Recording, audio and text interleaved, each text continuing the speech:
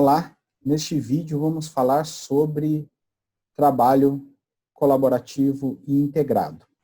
Para isso, nós vamos utilizar o BIM Cloud.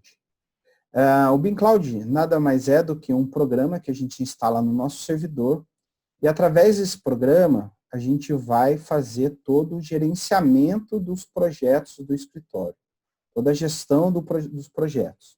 Tá? Então, estou com a tela aqui da entrada do BIM Cloud, né? Esse programa já está instalado no meu servidor.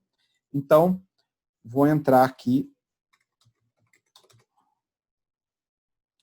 Bom, primeira coisa que a gente precisa configurar no BIM Cloud são as funções. Então, eu tenho aqui funções, né? As funções eu vou organizar de acordo com a estrutura de competências do meu escritório, né? Ou de competências voltadas para o desenvolvimento daquele projeto. Tá? Então, por exemplo, né, eu tenho alguns perfis aqui, e para cada perfil, por exemplo, eu vou definir o que este perfil está habilitado para fazer ou não, né? Em termos de recursos tecnológicos. Então, por exemplo, no BIM Manager, ele que vai tratar de, por exemplo, da gestão do template, por exemplo, ou da gestão de como vão ser criados tradutores para compartilhar os IFCs com os demais complementares, né, com os demais parceiros. Bom, então, ele tem uma funcionalidade, eu posso definir uma funcionalidade que ele vai trabalhar aí dentro de ele vai conseguir desenvolver essas funcionalidades, né? Ele vai ter acesso a esses recursos. Bom, já, por exemplo, você pode ver que um arquiteto, ele não pode apagar ou modificar um layout, um subconjunto na parte do navegador, que é voltado para você pagar uma prancha. Ele pode criar uma nova, mas ele não pode apagar, né? Ou, por exemplo, o estagiário, ele não tem habilidade para fazer nada, né? Ou, de repente, só fazer uma ferramenta de modelagem, ferramenta de documentação, por exemplo, para ele fazer uma cota, enfim, mas ele não pode alterar e criar nada em relação, ele não pode criar um material de construção, né? Por exemplo, um parceiro externo, ele pode, de repente, ter só a funcionalidade para poder visualizar o projeto e fazer alguns comentários, ou tem uma pessoa que só vai visualizar o projeto e não vai conseguir fazer mais nada. Então, essas funções, elas são importantes de acordo com os atributos, né, as capacidades de cada agente dentro do processo de projeto. Bom, a outra coisa importante é a gente organizar os usuários. Então, os usuários, né? Então, eu tenho aqui organizado, por exemplo, neste exemplo, 3 usuários.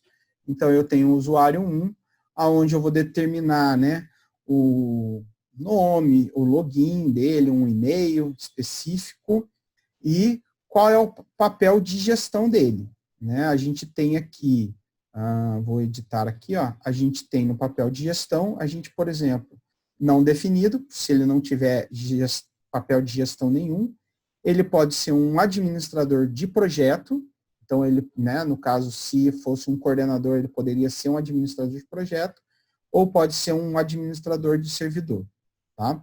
E aqui eu vou determinar para este usuário qual é a função que ele vai ter, né? Então, a partir desse momento, no caso, quando eu definir que o usuário 1 ele é BIM Manager, ele vai ter acesso e controle total. Se eu colocasse, por exemplo, ele como arquiteto, né, este usuário, ele, por exemplo, ele conseguiria criar uma prancha nova, mas ele não conseguiria apagar esta prancha. Tá? Bom, dentro deste usuário, né, a gente consegue definir também os projetos que vão estar, este usuário vai estar linkado. Tá? E também a gente consegue avaliar as atividades deste usuário, né? O que ele fez, o que ele não fez, né? Bom, em relação à questão do projeto em si. Bom, e aí a gente pode definir vários usuários no servidor, né, com diversas funções e, e determinar em quais projetos eles vão estar trabalhando. Por exemplo, o usuário 2, ele vai estar trabalhando só nesse projeto, e o usuário 1, ele vai estar trabalhando nesses dois projetos. O usuário 3, por exemplo, ele não está linkado a nenhum projeto, tá? E, bom, uma coisa que é importante também é que são os projetos, certo? Bom, os projetos, a gente pode criar pastas no próprio servidor BIM, aonde a gente vai alocar esses projetos. Além disso, né, então, por exemplo, eu tenho um projeto aqui, né, uma pasta voltada para projetos que a gente faz apresentação, e aí eu também tenho uma pasta aqui, né, de projetos em andamento, que é esse projeto que está sendo desenvolvido aqui. Bom, nesta pasta também, eu também tenho as minhas bibliotecas. Então, todas as bibliotecas, no caso aqui, eu tenho as bibliotecas vinculadas do ArchiCAD, né, 23, do MAP, biblioteca de migração. Eu também poderia incluir aqui uma biblioteca específica minha. Então, eu poderia criar uma nova pasta para essa biblioteca. Bom, essas são as configurações, né? Eu também tenho a possibilidade de, no servidor aqui, configurar, né, uma conexão, um endereço de IP, certo?